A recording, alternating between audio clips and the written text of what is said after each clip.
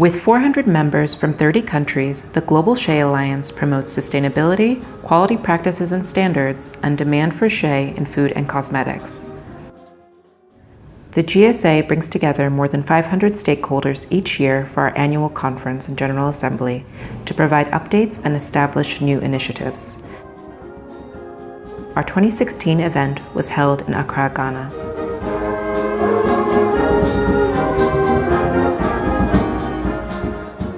Excellence, Monsieur le Président de la République, nous sommes tous organisateurs et partisans.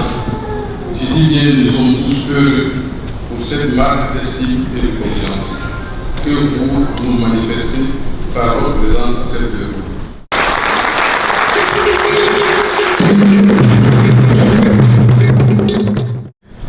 I remember how our mothers and aunties used to process shea butter from the shea fruit.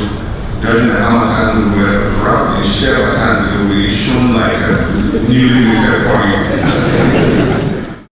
The GSA convenes industry leaders and government officials to promote policies that support sustainable growth. This year's conference featured President John Mahama of Ghana. And so I've asked the Cocoa Board to establish 10 women's cooperative warehouses, 2 in each of the 5 savannah regions of this country, so that we can give women a better control of the share price. The GSA builds public-private partnerships to implement industry-led guidelines and development projects that support women's empowerment and tree populations. By the end of April, that's next month, the USA West Africa Regional Mission and the GSA will sign a new 5-year agreement to strengthen and scale up the Global Shea Alliance Sustainability Program.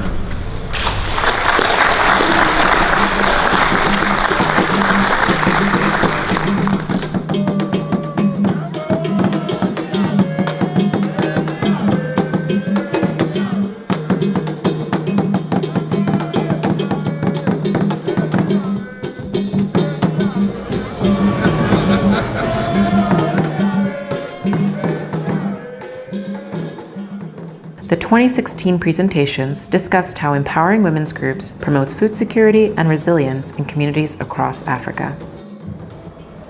Adults learn by doing. So when you do a hands-on or practical training with them, it is easier for them to memorize. And then they learn best when information is presented in different forms. The Global Shea Alliance holds annual conferences and exhibitions in Africa, Europe, and North America, bringing together women's groups, NGOs, research institutions, suppliers, brands, and retailers to share knowledge and create market linkages. My name is Hussein Alima from Tamale, the northern part of Ghana. But we came here so that we can learn from others to what they produce and how they do it. They will ask you whether you want to meet the shea buyers, shea nut producers. How are you? I'm fine, thank you. Hello. What's your name? Alima. We produce shea butter and the excess will remain. Yes. So we wanted to have contact with you if you can help in buying it from us. We have to buy, like I told you, from an exporter. Yeah. Because we are not here. Yeah. We cannot bring the shea butter from Tamale to the port in Tema. Yeah. The thing that I want to advise you, if you combine your strength with other women and you learn about the process how to export, then you might be able to get a better price from the buyers. This conference is very important for us because all the shea butters and the women groups came together, and you see the whole supply chain coming together and sharing knowledge. This is very important because it starts with the women, and the women have to know what they are doing, and they are creating the shea butter. I would like to learn more about processing of shea butter. So when I came here, I had contacts with those making the soap and the pomade. So I'm trying to learn from them. At all events, the GSA supports small businesses and women's groups, building capacity and encouraging participants to think global and market local. So today we're going to try and learn about lip balm using basic ingredients. So when you mix oil and butter, you might get a loose kind of, blend. So you need a wax to add to it. I've just had a wonderful workshop teaching lip balm to the attendees. Always insist on good shea butter for your lip balm. It was interesting to see, obviously, how they interacted with me and how interested they were in learning how to add value to ingredients that they're used to in Ghana. As soon as you see bubbles, then that means that your mixture is too hot. I think it's very important to have such workshops for these rural women because they get empowered to add value to the shea butter that they make.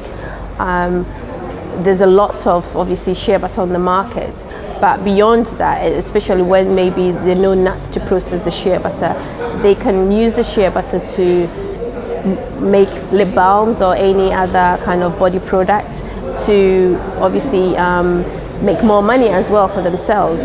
Recipe and everything. Okay. We're buying directly from a group in Burkina Faso. Okay. And we're trying to buy as homemade butters. Yeah. Part of the reason that we came to the GSA was to find out what we were doing wrong with our formulas. And she told me that what I was doing wrong, that I was heating the shea too much. So it was really helpful to come to the source and find out how it is you should be handling your shea. It's just maybe changing the ingredients a little bit, depending on what you... The women in my village work really hard, but you can only do so much if you don't have the education, if you don't have the knowledge and skill set in order to produce a product that could be exported. My women, some of them doesn't even know where Accra is. So because of that, we came with them here to see what we are doing in the shea industry. So by training women in order to make high quality products, by giving them that knowledge, they will be able to do the work that they really want to do.